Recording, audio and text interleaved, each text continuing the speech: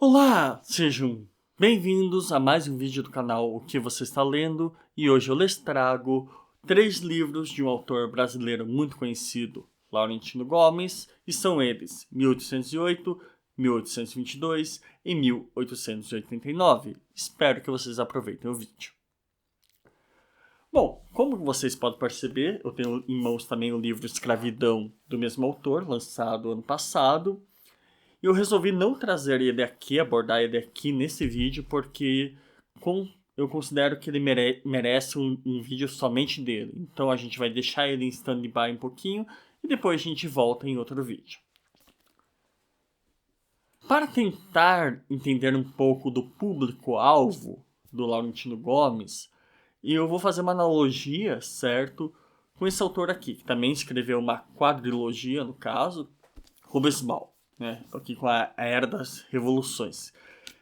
Esse livro é considerado um dos clássicos da literatura sociológica, da literatura histórica. Esse autor é um excelente autor. Toda a obra que ele desenvolve é realmente muito boa, é realmente muito profunda. E esses livros, apesar de serem um compilado de vários fatos, certo? Você necessita de um bom conhecimento para conseguir compreender em sua totalidade, por assim dizer.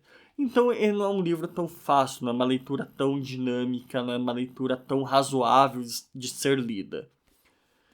Claro, você pode simplesmente chegar, comprar esse livro, ler ele do início ao fim e ficar ali com suas dúvidas e correr atrás depois, né? Porém, é um trabalho muito árduo de ser feito. Então, o objetivo, se é que eu posso falar do objetivo desse livro, era justamente fazer esse compilado, fazer uma análise muito mais profunda da história, por assim dizer. E ele conta um pouco das histórias das revoluções nesse volume aqui, dos países europeus, vem aqui para o Brasil em uma ou duas passagens, recomendo também. Mas a gente vai falar disso outra hora. E por que eu trouxe esse livro aqui? Justamente para ilustrar como a trilogia de Laurentino Gomes se difere de uma trilogia de um historiador, por assim dizer.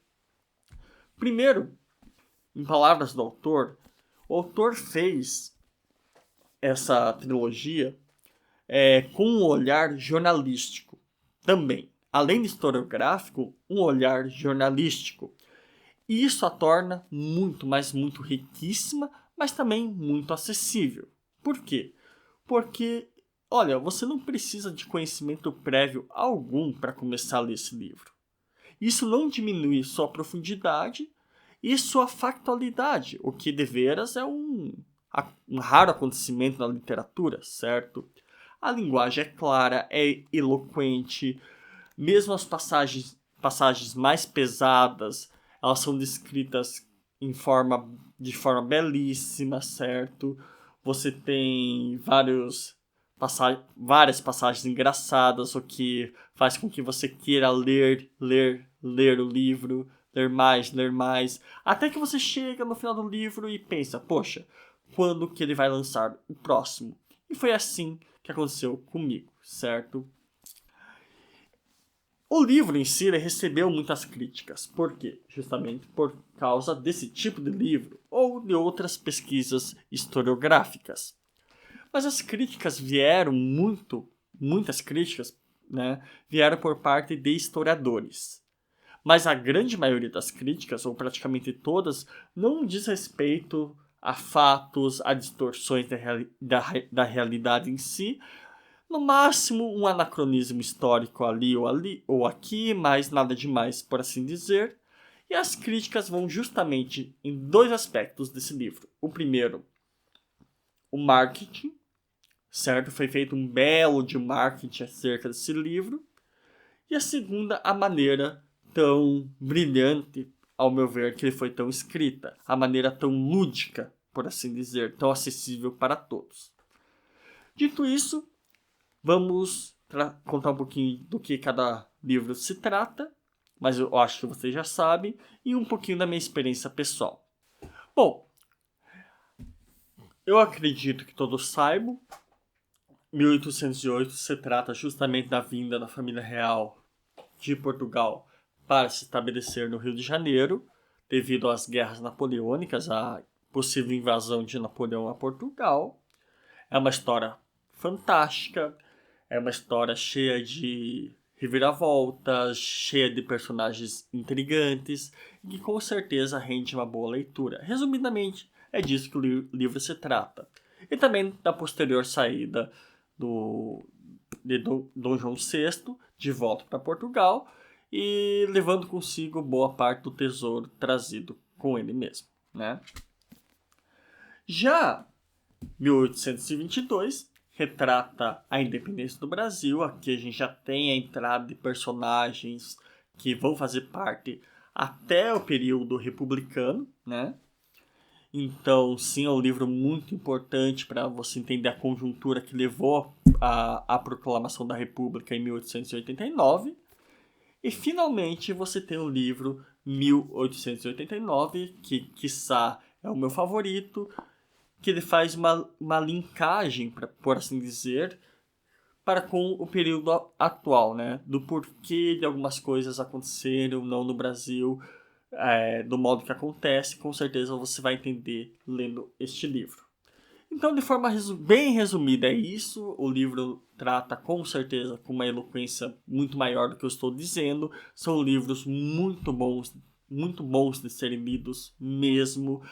Tanto você que conhece história, como você que não tem interesse pela história brasileira até então, leiam esses livros que vocês vão passar a gostar. Agora, falando da minha experiência própria, né?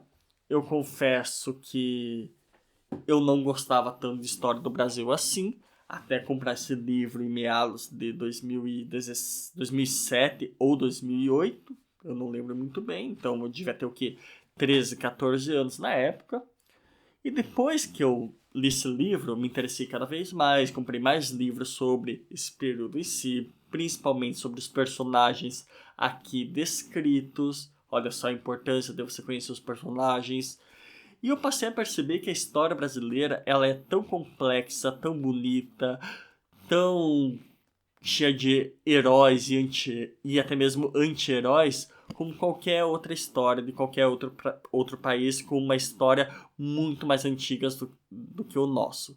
Então realmente é um livro que me fez perceber isso. Só por isso ele já tem meu eterno agradecimento, né?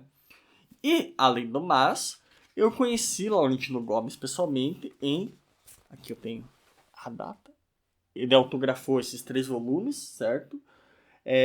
No dia 10/3/2014.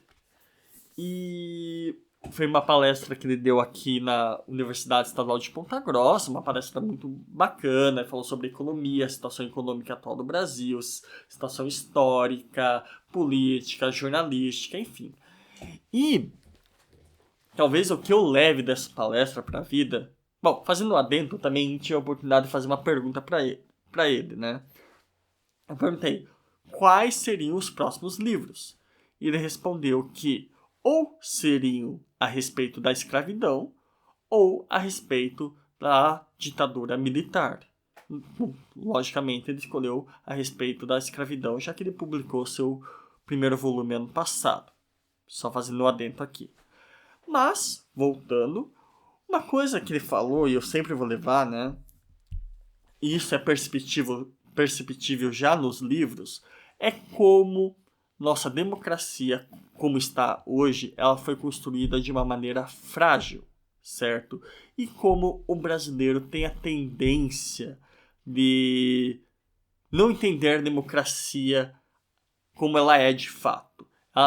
O brasileiro não entende a importância de uma divisão de poderes, por assim dizer, e ele não entende, aliás, talvez ele evite uma participação ativa na política, ou seja, para muitos é melhor que alguém fale, deixa que eu faço, não se incomode, do que você ir lá questionar, cobrar, refletir perante uma situação, uma conjuntura política em si.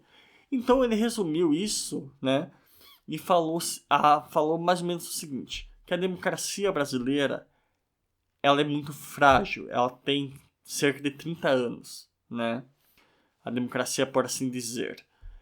Então, e se a gente quiser ficar nessa linha democrática, seria de interesse nacional fortalecer a base democrática, ou seja, evidenciar a importância das instituições públicas, da divisão e repartição de poderes e da influência e participação popular na conjuntura política.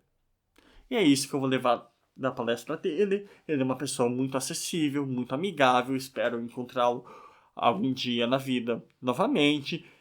Lembrando que ele ainda falta autografar o livro Escravidão, mas quem sabe espere ele lançar os 3 volumes para levar os 3 juntos.